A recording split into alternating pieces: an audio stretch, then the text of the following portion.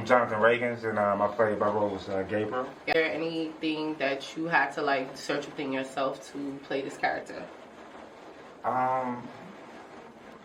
Yeah, you know, when you're taking on any role, you always have to find something. Well, that's my technique, to find something. You know, I play Gabriel. You get to know who he is, like, right away, you know, in the film, which is kind of, like, powerful in itself.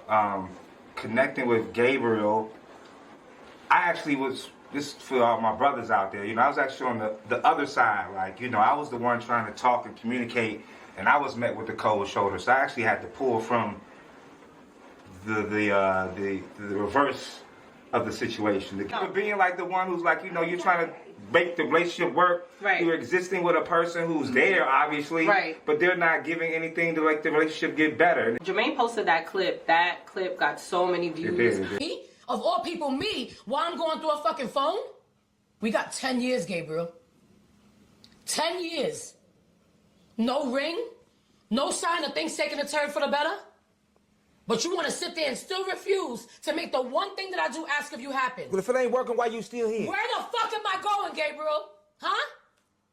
Where am I going with this STD that you gave me? Over almost 50,000 views, and people were sharing it like crazy because the conversation was so intense and it was so relatable, and it resonated with so many other people, because you think about those boundaries that have not been set in new relationships, in co-parenting relationships, and how can you respect your new partner or your marriage while trying to co-parent.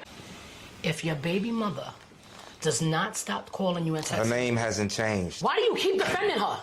Sandra, your ass need to grow up. I need to grow up? You don't respect me as a man.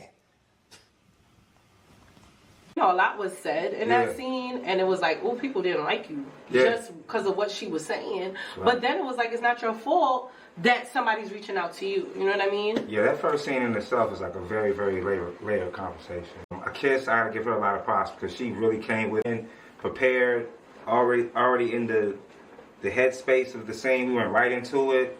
It was very minimum people on the set, so like it was really real.